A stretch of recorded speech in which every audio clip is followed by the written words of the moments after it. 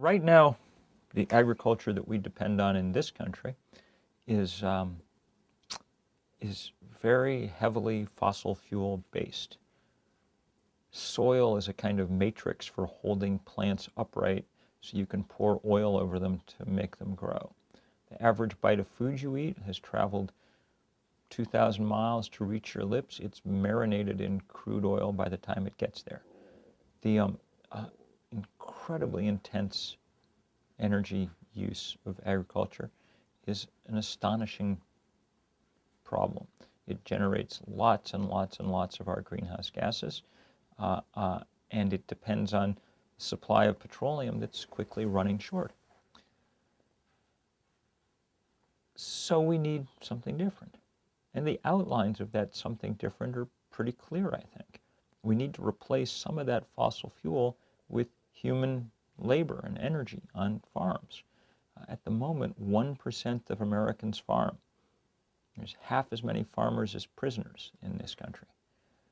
We're never going to go back to 50% of Americans on the farm, but we're going to have to head a little bit in that direction because we need more hands at work growing our food and substituting for some of that endless fossil fuel. And it turns out there's lots of people who want to do that kind of work. And as we see demand grow, farmers markets have been the fastest growing part of the food economy for 10 years now.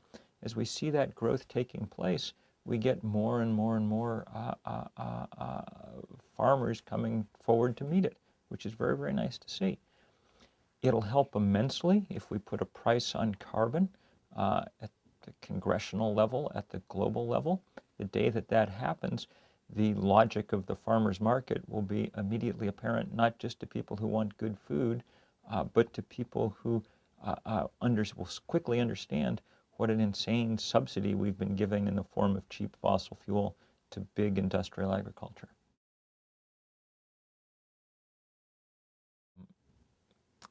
The gap between rich and poor in this world has always been a sin, but now it's a wicked practical impediment to getting done that which we need to do.